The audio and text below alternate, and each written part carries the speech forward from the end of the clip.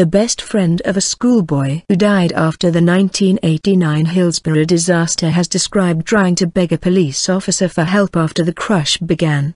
The new inquests have been focusing on the death of 14-year-old Lee Nicol. Mr Grimmant, a fellow Liverpool fan who was standing next to him, told the jury he thought a police officer found that Lee was breathing when he checked him on the Leppings Lane terrace. Lee, who died 2 days later, was one of 96 people to suffer fatal injuries. Told to move back. They were caught up in a crush on the terraces at the Liverpool v Nottingham Forest FA Cup semi-final in Sheffield on the 15th of April 1989. The jury heard how Lee arrived on the terraces between 1300 hours BST and 13:30 ahead of the 1500 hours kickoff. He and Mr Grimmant, then a schoolboy, were in the front corner of pen 3, by a fence that separated it from pen 2. Mr Grimmant said that after players came on the pitch to warm up there was a surge in the crowd.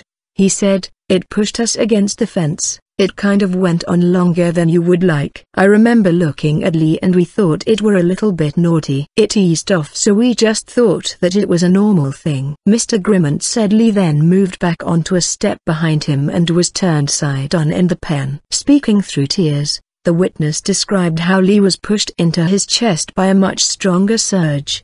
He said Lee told him he was struggling to breathe while a man behind him was screaming. Mr Grimmant said as soon as the second surge came and Lee became distressed, he tried to get the attention of a police officer on the pitch side. "I was basically trying to beg him to do something because you knew something was seriously wrong.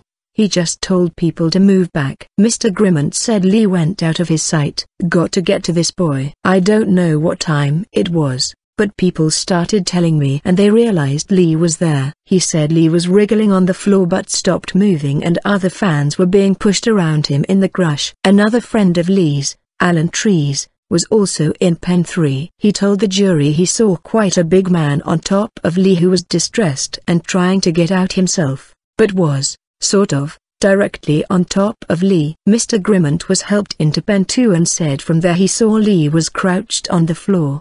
He added, "Everybody was talking about him, saying we have just got to get to this boy."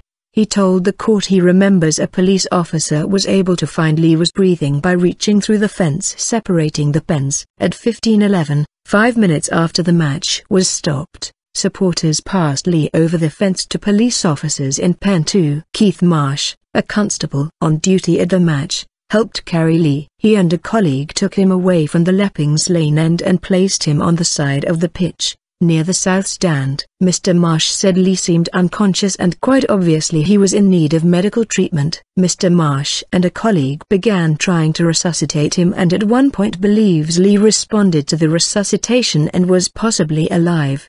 Dr. Michael Hudson, an off-duty doctor who went to the match with his family, also tried to resuscitate Lee. He said the 14-year-old had no spontaneous breathing and no pulse when he was with him. The jury also saw footage of Lee being wheeled on a stretcher across the pitch towards an ambulance at around 15:20.